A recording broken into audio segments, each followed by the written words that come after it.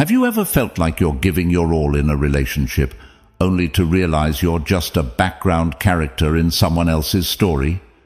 It's a painful truth many of us face, yet we often brush it aside, telling ourselves it's just how things are.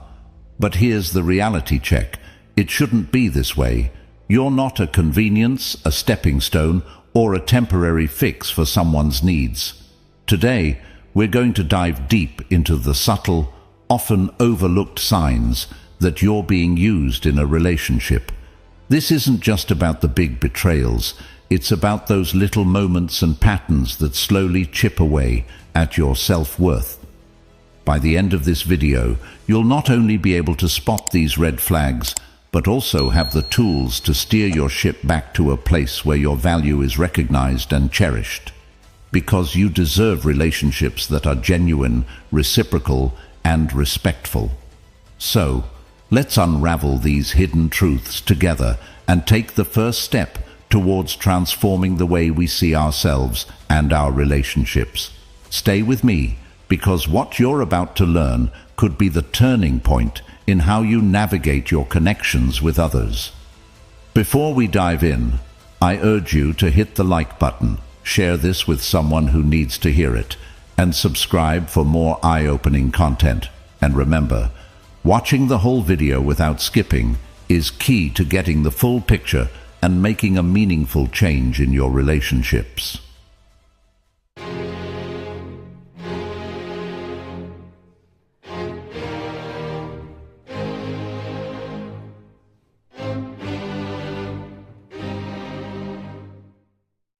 First signal: one-sided effort examined. One-sided effort in relationships is a phenomenon most of us have encountered, where we find ourselves always being the giver, the supporter, the one who's constantly reaching out. This disparity, where one person consistently makes more effort than the other, can leave you feeling unappreciated and emotionally drained. It's like you're rowing a boat alone, while the other person is just along for the ride. This situation brings to mind a powerful quote from the Stoic philosopher Seneca, who said, "We are more often frightened than hurt, and we suffer more from imagination than from reality." Sometimes we might ignore this imbalance out of fear of losing the relationship, even when it's causing us more harm than good. The one-sided effort is a clear indicator of an unbalanced relationship. Marcus Aurelius, the Roman emperor and a Stoic philosopher, once remarked, "Never value anything as profitable to your character that forces you to break your promise, to lose your self-respect, to hate, suspect, curse, act the hypocrite, desire things that require walls and curtains." This is particularly relevant when we consider the dynamics of a one-sided relationship. If you find yourself compromising your values, your dignity, and your peace of mind to maintain a relationship, it's worth questioning its value in your life. In such relationships, you're the one making all the plans, initiating communication, and often making excuses for the other person's lack of effort. This continuous give-and-take imbalance can lead to a build-up of resentment and a sense of loneliness, even when you're technically not alone. As the Greek philosopher Epictetus said, "We have 2 ears and 1 mouth, so that we can listen twice as much as we speak."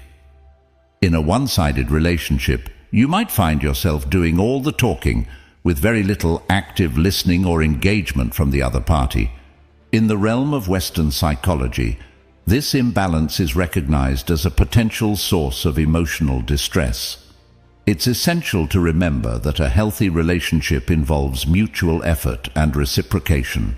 When this balance is missing, the relationship can feel more like a burden than a source of joy and support.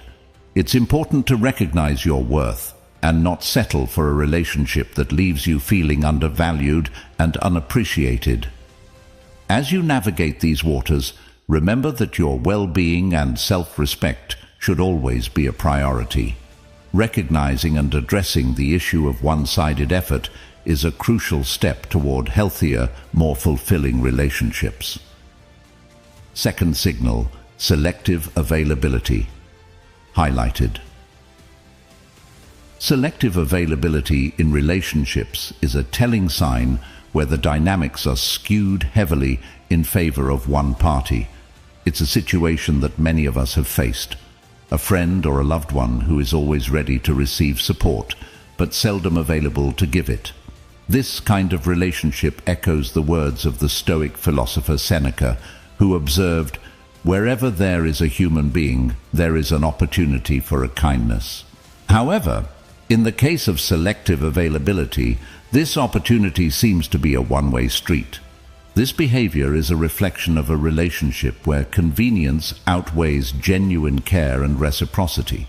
When someone is only present in your life when it suits them or when they stand to benefit, it points towards a lack of genuine commitment and concern. Marcus Aurelius, a figurehead in Stoic philosophy, once stated, "It's not what happens to you, but how you react to it that matters."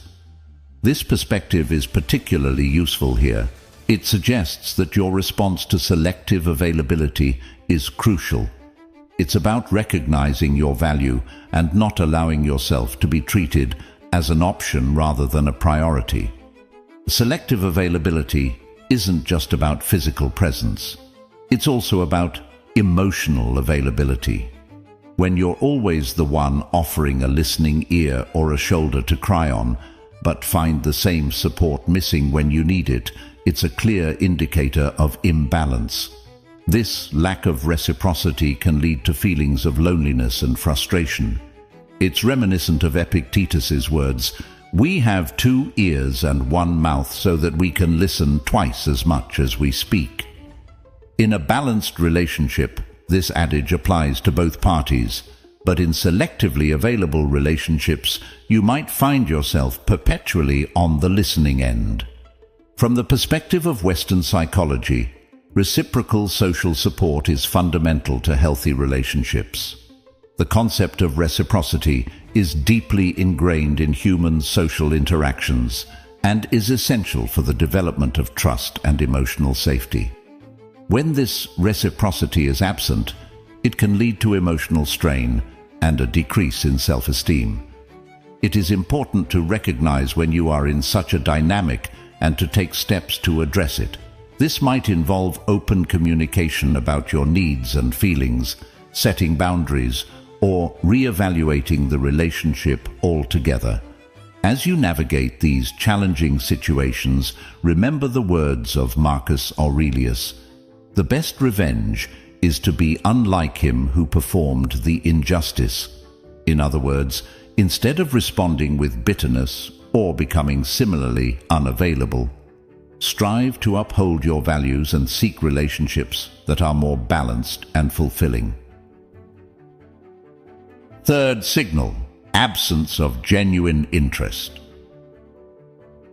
The absence of genuine interest in a relationship is a profound issue, striking at the heart of what it means to truly connect with another person.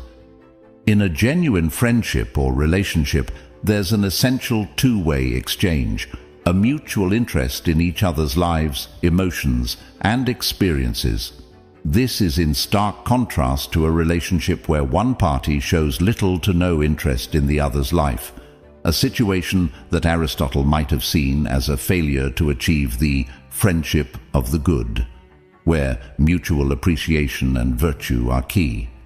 This lack of genuine interest is often a clear sign that the relationship is more transactional than authentic. Seneca, a Stoic philosopher, might have commented on this imbalance by highlighting the importance of mutual benefit in any interaction. He believed that relationships should not be based solely on what one can gain from the other, but on mutual respect and benefit. When someone shows no interest in your personal well-being, aspirations, or struggles, it indicates a lack of empathy and a disregard for the fundamental aspects of a meaningful relationship. Plato, with his deep insights into human nature, might have seen this as a failure to recognize the form of friendship, the ideal, perfect version of it. In his view, real relationships should reflect a deeper understanding and connection between individuals. When this depth is missing, the relationship becomes a shadow of what it could truly be. Moreover, the lack of genuine interest in someone's life can lead to feelings of isolation and insignificance. It contradicts the basic human need for connection and understanding, something Carl Jung, the Swiss psychiatrist, emphasized in his theories. Jung believed that meaningful connections with others were an essential part of individual development and self-realization. In Stoic philosophy, Epictetus stressed the importance of focusing on what is within our control and letting go of what isn't.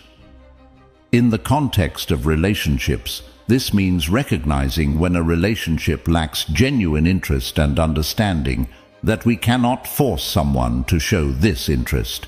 Instead, we should focus on cultivating relationships that are enriching and mutually supportive. Socrates, known for his method of deep questioning, might have encouraged us to question the nature of our relationships continually. Are they based on mutual respect and interest, or are they one-sided? This constant inquiry can help us navigate towards healthier and more balanced relationships. Fourth signal: emotional manipulation unveiled. The fourth signal, emotional manipulation, is a critical concern in any relationship. It occurs when one person uses guilt, emotional pressure, or even subtle coercion to influence the other's actions. This form of manipulation is particularly insidious because it exploits the victim's compassion and empathy, often making them question their own feelings and motivations. Stoic philosophy, particularly the teachings of Epictetus, offers a lens through which to view this behavior. Epictetus taught that external events are beyond our control, but we can control our responses to them. In the context of emotional manipulation, this means recognizing the manipulative behavior for what it is and choosing not to let it dictate your actions or question your self-worth. Marcus Aurelius, another Stoic philosopher, focused on the importance of acting in accordance with one's own nature and reason. When faced with emotional manipulation, it's essential to stay true to oneself rather than being swayed by someone else's attempt to exploit your emotions. Aurelius might have advised that we maintain our integrity and not allow others to disturb our inner peace. Seneca, a contemporary of Aurelius, spoke often of the tranquility of the mind. He might have seen emotional manipulation as a direct threat to this tranquility, a force that disrupts our inner harmony and clarity. From his perspective, recognizing and resisting emotional manipulation is key to maintaining our mental and emotional equilibrium. From the perspective of Western psychology, emotional manipulation can have significant negative effects on an individual's mental health. It can lead to anxiety, low self-esteem, and even depression. Carl Jung, a pioneer of psychology, believed in the importance of individuation, the process of understanding and integrating one's own psyche. In a situation of emotional manipulation, this means recognizing the manipulation and reaffirming your own thoughts, feelings, and values. Aristotle's concept of phronesis, or practical wisdom, is also relevant here. It involves not only understanding what constitutes a good or desirable state, but also being able to deliberate about how to achieve it. In cases of emotional manipulation, practical wisdom would involve seeing the manipulation for what it is and understanding the best way to respond or remove oneself from the situation.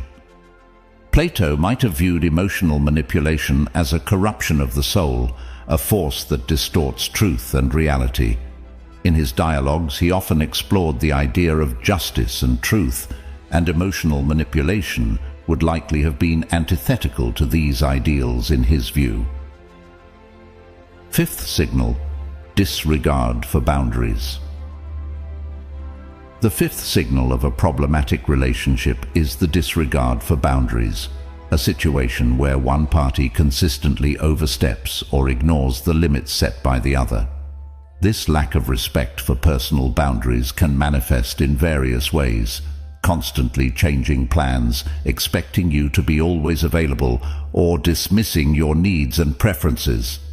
This behavior is not only disrespectful, but also detrimental to the foundation of any healthy relationship.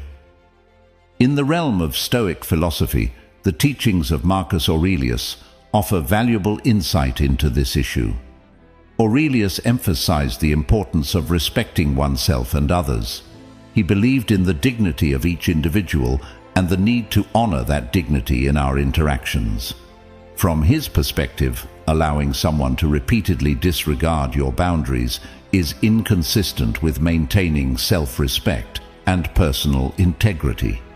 Similarly, Seneca, another Stoic philosopher, spoke about the balance between self-preservation and the duties we owe to others.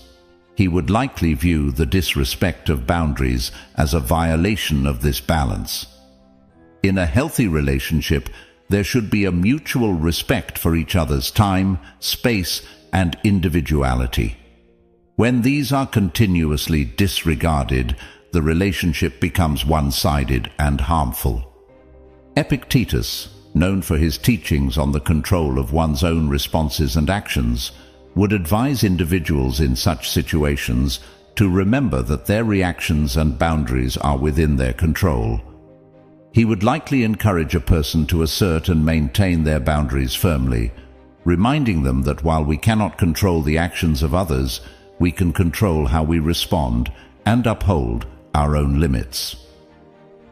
From a psychological perspective, Carl Jung's concept of individuation involves understanding and integrating various aspects of oneself. Respecting and asserting one's boundaries is a crucial part of this process.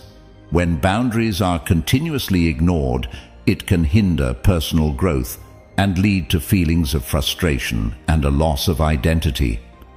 Aristotle's notion of the golden mean, the desirable middle ground between two extremes, can also be applied to the concept of boundaries. In any relationship, there should be a balance between flexibility and firmness.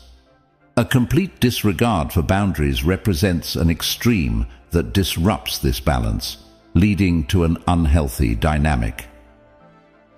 Sixth signal: superficial connection exposed.